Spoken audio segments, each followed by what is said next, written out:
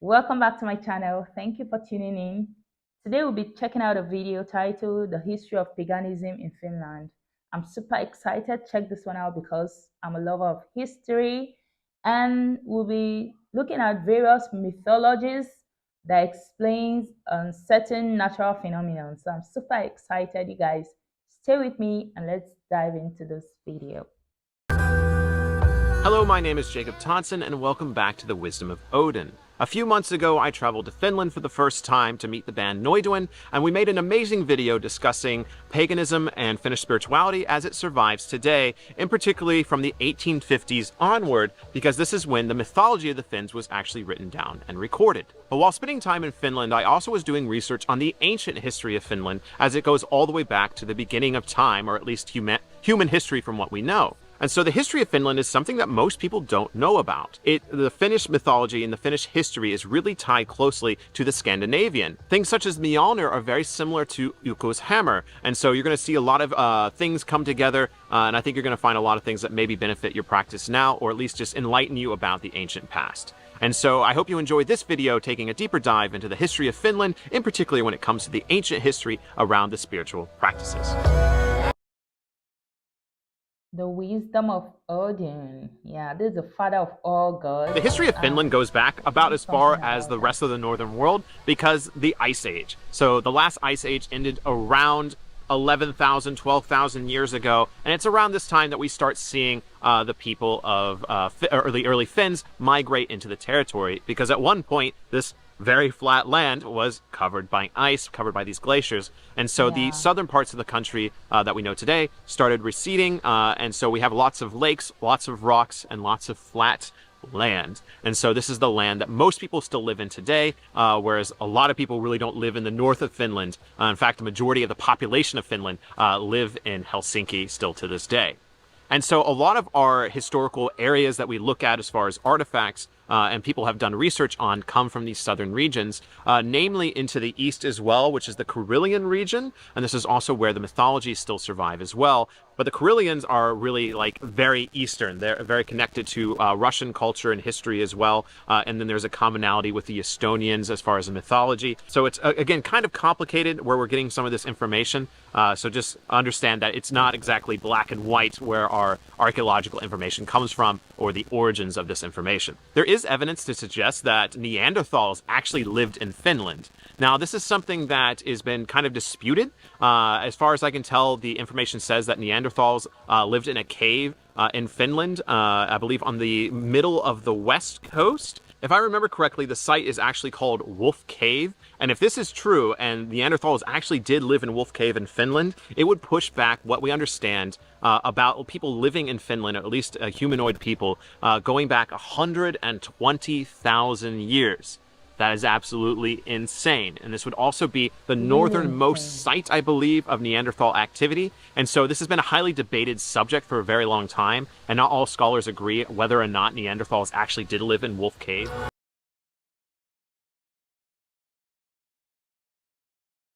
So when looking into people migrating into Finland after the rescinding of the Ice Age, there is a really old artifact. I believe it's a net. I'll put up a picture for you here. And this is the oldest fishing net ever found in the world, dating all the way back to around 8,000 BC, I believe. Wow. So really cool. I mean, human history, again, has been existing in Finland for a very long time. The other artifacts you're going to see in the very early days of Finland, in the Stone Age, leading into the Bronze Age or the Neolithic era, what you're going to see is a lot of, flint arrowheads, small little carvings. But one of the more interesting things that you start seeing going... I love these artifacts. They kind of, they always have stories behind them. They represent something. They always represent something. I remember my history classes back then in high school, where we have to see all these figurines, all these artifacts, like with their meanings. Like it's usually very interesting with the terracottas. I don't know if it's familiar to you guys, like the terracottas and all those figurines, because they kind of talked about the history of paganism in Nigeria. So this video kind of reminds me of my history classes back in high school. Yeah. moving into the Bronze Age, we start seeing more animal-like figures or little humanoid-like figures that were clearly carried as personal Yeah, these totems. And so figurines. while this could have been a toy like we know today, these little figurines may have actually Yeah, called to they're some kind of figurines. ancient religious practice as far as keeping some kind of animal totem, spirit of the household, ancestor spirit, deity. We really don't know, and we would never know unless we had a time machine and could speak the language of the ancient Finns. But regardless, it is interesting to see objects like this, because normally all you do find in this era is things such as flint arrowheads, bowls, pottery, and so they're not necessarily Terracottas. things that give us a lot of information about the religion of the ancient past. And so to see something like these little figurines, it is exciting to see that there was some kind of totem practice maybe in the ancient past.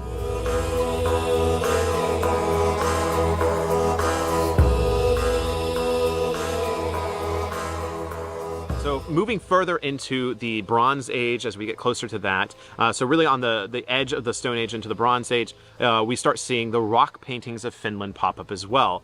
Dating these things is quite difficult because it's really just the rescinding of the water levels that are used to date these. So the date range on these, I believe, is about 5,000 years, whereas scholars think that these were made. So it's hard to say whether or not it was made in the very early days or the very late days. It's hard to say. But regardless, the rock paintings of Finland are something I've talked about briefly on this channel before. I have a whole video on them if you want to explore it. But essentially, there are over 100, I think over 150 sites across Finland that feature rock paintings that still exist today. The primary painting implement of this was iron oxide, or mixed with egg, mixed with blood, and sometimes mixed with in water and a few other things that left it pasty Wow. on rock walls.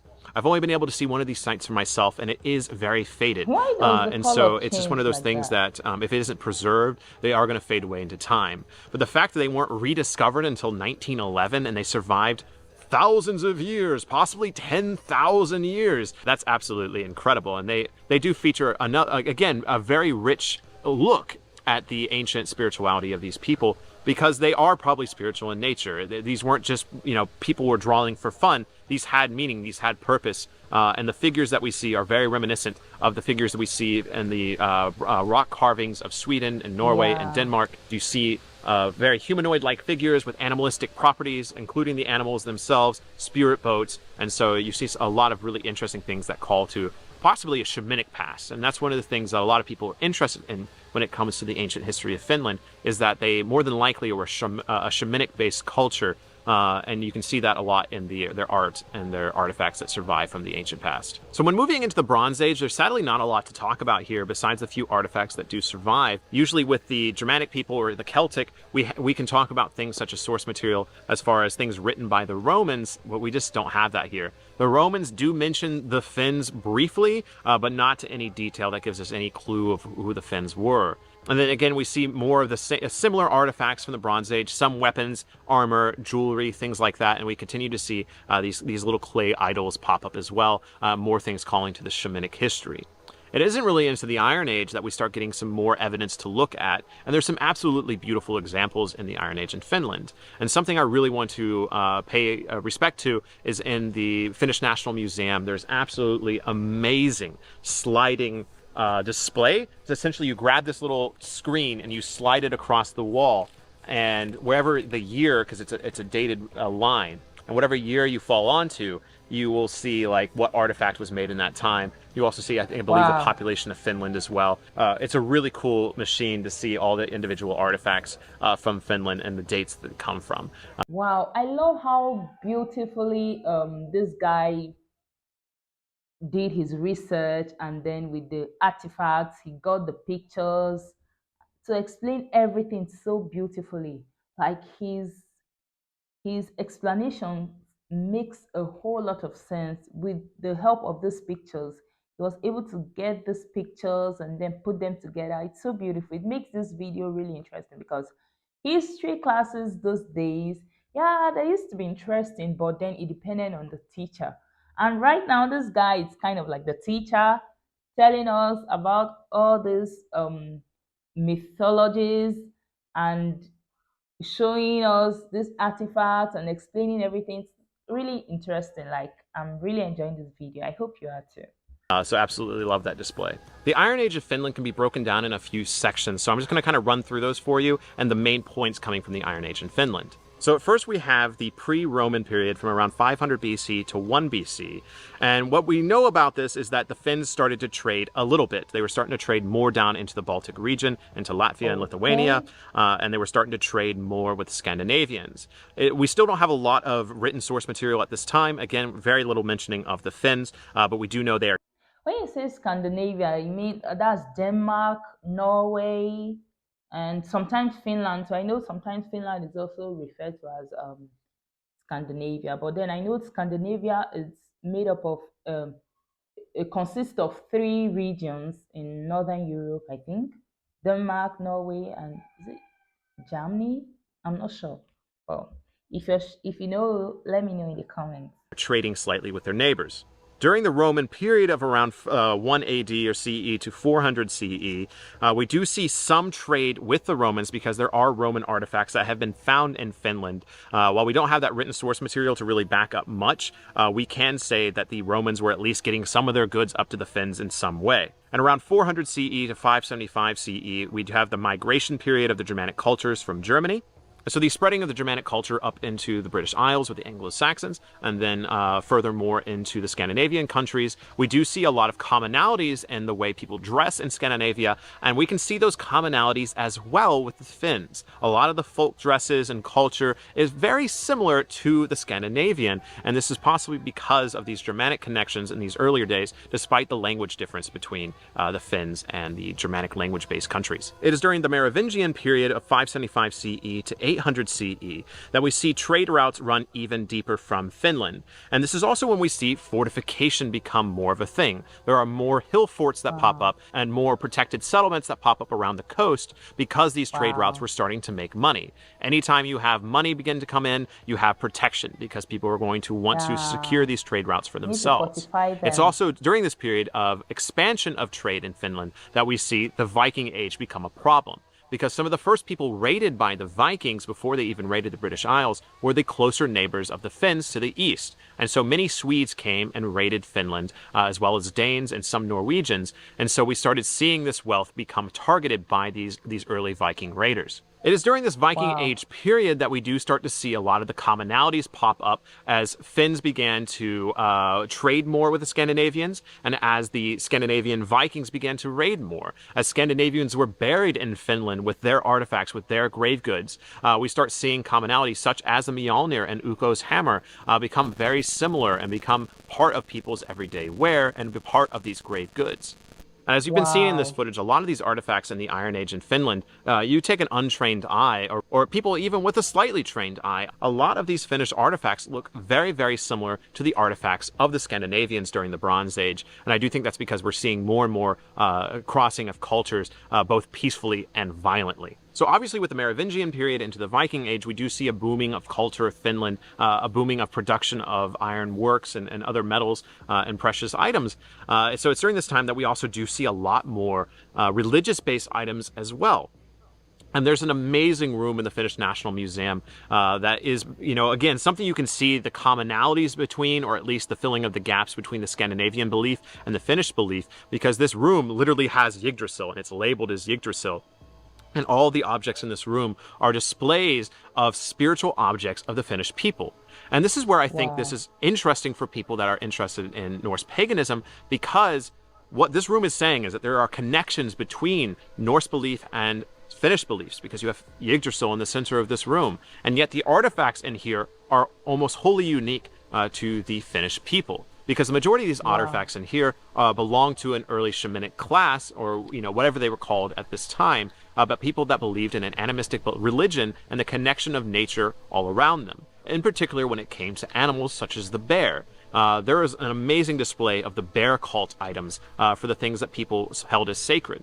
And again, the conversation that I had with Noiduin, with Yemina and Henry back during the Finnish spirituality video, bears still have a very prominent role in the culture of Finland today as their national animal, but also as something that has been part of folklore ever since the country has existed.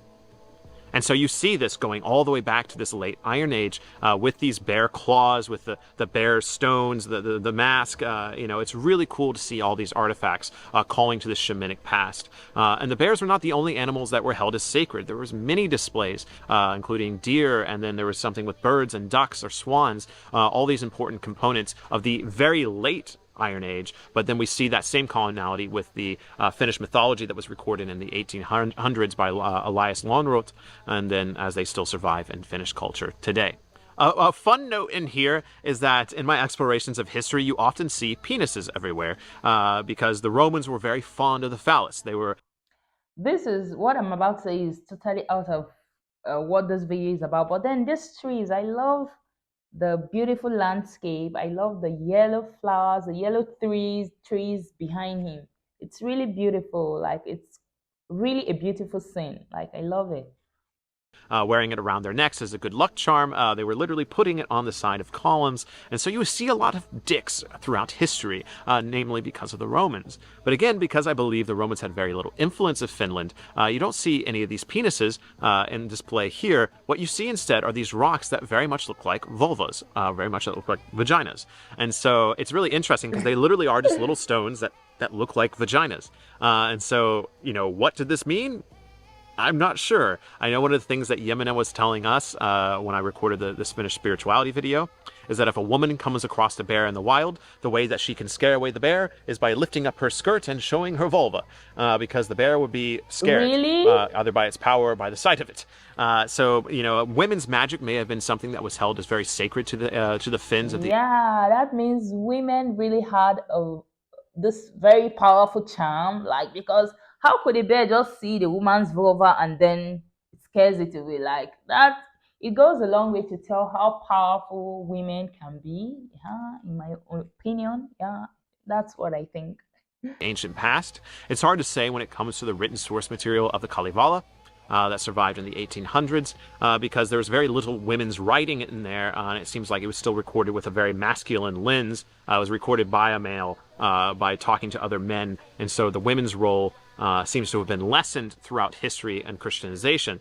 But these stones may suggest that the women's role in society, at least spiritually, was very significant. On the less sexual side of talismans, there were a lot of trinkets and talismans here, more so than just the 𝐿𝐶 hammer. If you look at a lot of these artifacts in these display cases, many of them were necklaces or charms for the wrist or just things to have on the body. And so this idea of having charms for different things, whether it was good luck or protection or getting rid of illnesses or disease, this is something that was obviously very common to the Finns and something that was held as very sacred. So that is an interesting look. We may not know much about the rituals performed in the past, but we do know now that they were very superstitious when it came to charms and talismans. And obviously they were using some form of shamanic practice, in the ancient past to heal people more than likely, to connect to the animals, and to see nature in this reverence. I mean, anyone that's actually been to Finland, it's mostly forest even till to this day. It's rock, wood, and water. And that is all of it. It's everywhere. And then, of course, I haven't mentioned this video. Iron is a very important component to the ancient Finns. We see this in the 𝐋𝐈𝐿𝐿 and the written source material. And then, of course, we see that with the rock paintings that were used using iron powder. But iron is a very important element to the ancient Finns and their spiritual beliefs.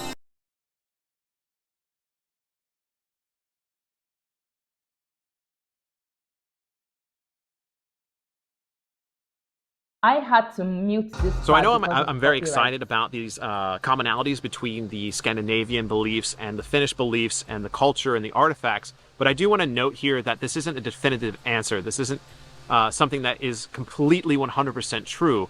Something that could happen, and probably has happened, is because we know so little about the ancient Finns because of the lack of written source material, particularly when it comes to their mythology. The gaps have been filled by Scandinavians, because most of the people that wrote about early Finland, when it came to the history, when it came to the mythology, when it came to the culture, were Swedish, because Swedes have had a very strong hand to play in Finland's development, because I believe they were conquered by the Finns for some time. I'll put the answer here if they were, but they were, Really? even the signs, like to this day, you go to Finland and the majority of the signs are all in Finnish. Wow. You see why I love those videos? I love them because I really get to learn a lot. I never knew Sweden controlled Finland for almost 700 years. I never knew they controlled them. Like, I never knew Finland were under Sweden. But today, because of this video, now I know. Like, I love how these videos get to pass on new knowledge onto me. Like, I learn a lot from these videos, and that's why I get so excited when you recommend these videos to me. When I check them out, there is always something to learn. There are always things to be learned from these videos. That's why I keep exploring them, and I hope you're enjoying them, and I hope those of you who are not from these regions also get to learn something, because definitely those from Finland, those from the Nordic countries, I'm sure those stories are very familiar. You're very familiar with them. But and then I know there are exceptions. I know there are some people who there are some Finns who are also learning some things from these videos. So you guys, let's watch to the end, okay? as well as Swedish. And so, and I know a few translations of the Kalevala and other works were first in Swedish before they were ever in Finnish. And so a lot of Scandinavian focused things were probably also recorded as well. And so if they were seeing these things about the ancient religions and they were like, well, clearly it's like the ancient religions of Sweden. And so they just put it in there. Sorry to my Swedish friends. No. That was horrible. But I think that's what happened a lot in cases. So there could have been commonalities, but those commonalities have definitely been put together more by Swedish scholars over the last few hundred years. So we're getting pretty close to the end of this video. We have a few more things here to cover. I just wanted to say, if you're enjoying it, please make sure you like and subscribe and all that good YouTuber stuff. There's also a join button down there below in case you are interested in joining as a channel member. I also have a Patreon. Truly, these videos would not be possible to make without the amazing support of people across the internet who choose to support me financially. So thank you all so very much for those who choose to support this channel. I have no other sponsors. It's just me. There is no cameraman, and I am the editor and the researcher. So anything you can do to help means so much, even if that's just liking and sharing when possible. So with that, Okay, so guys, those of you watching, if you want to support him, like you said, you can check the link in my description. Yes, you'll find his page there, and then you can give him your support, okay? Because this guy really did an amazing job putting this video together, because he he really gave details. He paid attention to details. He looked at every detail and then brought pictures, not just talking. He showed us pictures of those artifacts and explained every detail about them. So you guys, if you want to support him, check the link in my description. You'll find his page there, and go ahead, subscribe to his channel, like his videos, just show your support. If you want to give some super thanks, you can do that, okay? we do have Christianization to talk about. So let's talk about the Northern. The Northern Crusade.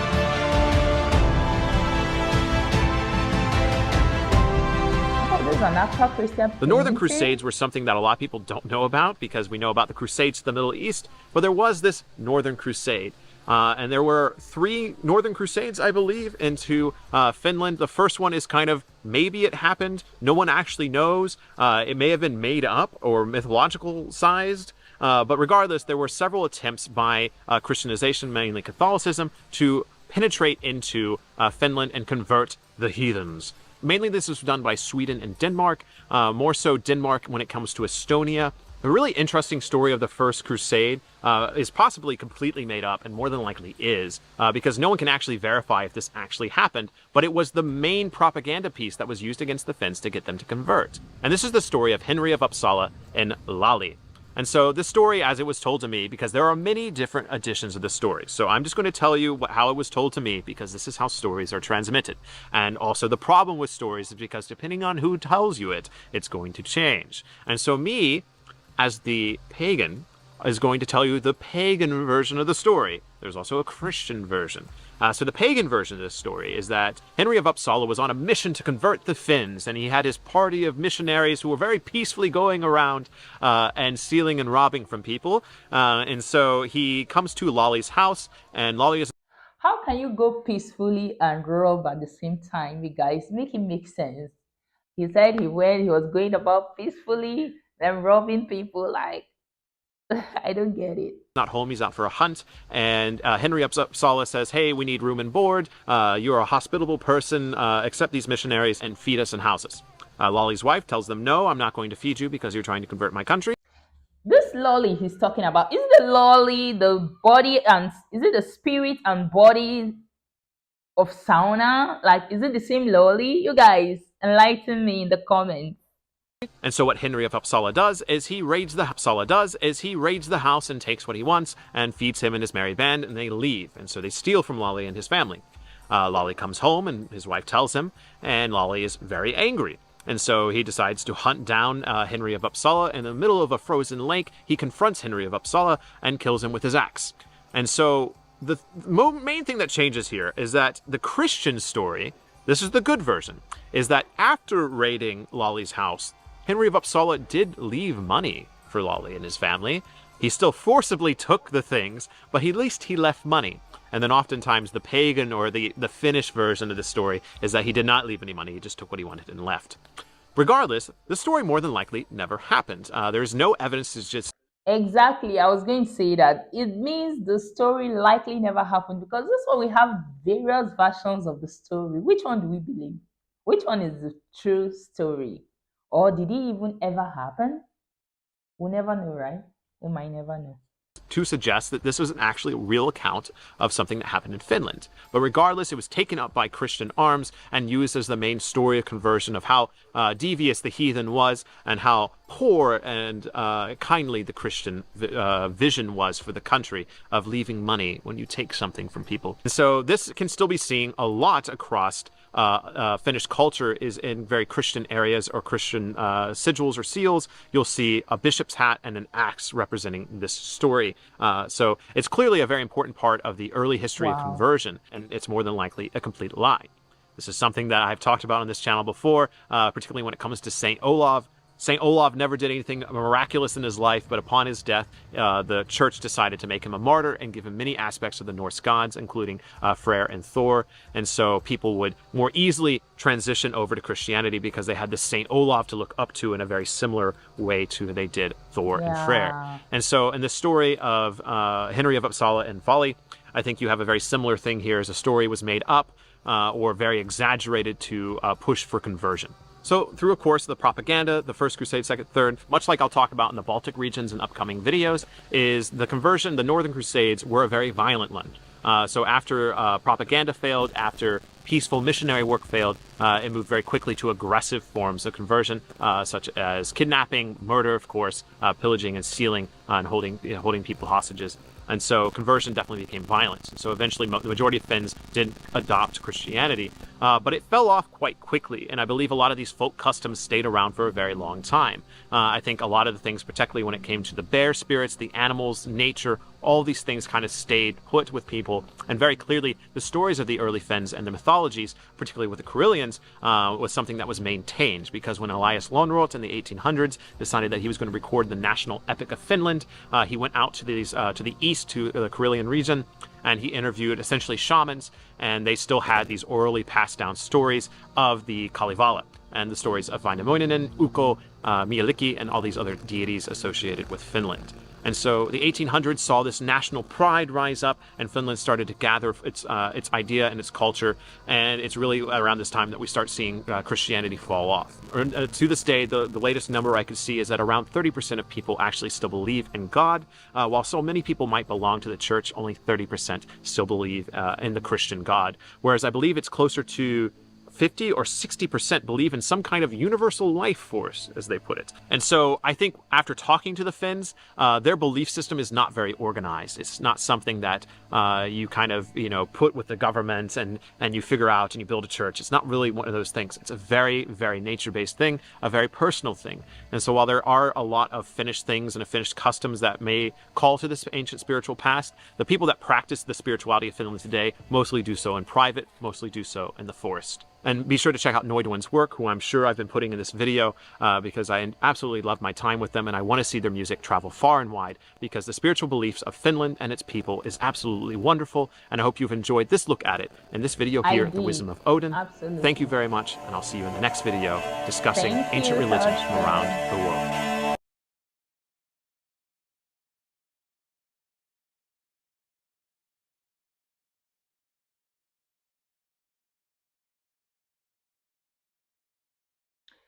Wow, this was actually interesting. This was very educative. Wow, this paganism really makes sense because it kind of connects us. Whatever you believe in right now, it kind of goes way back to the time of paganism. Like whatever you believe in now, yes, because paganism connects us all. It connects us to history. I don't know how to put it, like, I don't know how to explain myself, but yeah, it makes sense. It makes sense because you could tell why some things are the way they are. Yes, that's why I say it connects us because some of these stories explain some phenomenon, it explains some situations, it explains how certain things turn out or behave or are the way they are, if you know what I mean. So yeah, it makes sense. I enjoyed this video. I hope you did too. And if you did, go ahead, like this video, share them with your friends. And if you want to support this guy who did this video, Totson, you can check the link in the description and you'll find his channel there to give him your support because he did an amazing job putting this video together. Thank you guys for watching. Thank you for staying with me up until this time. You guys are the real MVPs. And if you're watching my video for the first time and you haven't subscribed, go ahead, subscribe to my channel, like this video, share them with your friends, turn on your notification bell so you continue seeing more videos from me. Thank you guys, and I'll see you in my next video. Bye.